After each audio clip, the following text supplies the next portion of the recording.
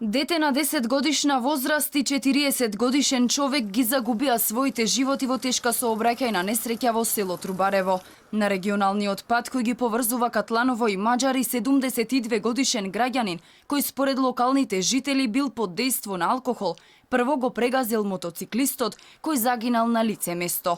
Удрил во автобуската постојка, а потоа и во бандера, пошто го прегазил детето кое се движело по тротоар. Страф и паника кај жителите и очевидците кои присуствувале на овој грозоморен настан.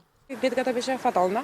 Лежеше детенце на земја, крвава беше целата, значи имаше многу среќа околу него, тука притрчаа сите сограѓани што живеат луѓето овде. Почна да не можеш да го фаќаш детето, зашто не знаеш дали вратов му е повреден, дали е добар, дали не е. Значи, отрчавме тие што живееме најблиску да викнеме брза помош, да смијавме вода, да помогнеме на детето, дојде брза помош после, 5 минути еве.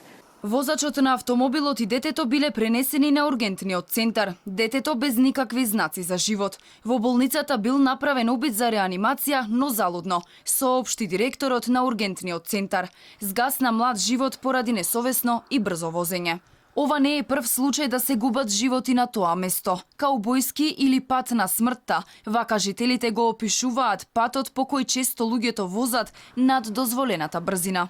Живеат во страф најмногу поради нивните деца.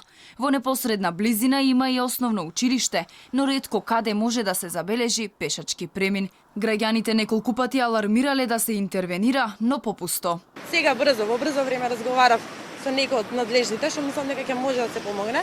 Ни кажа дека имало доста барања, дека треба да се разгледа и дека ќе се бара начин да се смени ова, сега дали ќе остане регионален пат, дали ќе се смени нешто со сообраќајни баци сигнали, тоа останува да видиме и да ги замолиме што побрзо да се интервенира за да не бидеме сведоци и растревожени со вакви настани. Локалните жители за вторник најавија протест за да ја подигнат јавната свест, но и свеста на надлежните институции, кои треба да стават крај на ова, како што велат тие, сообраќајно лудило.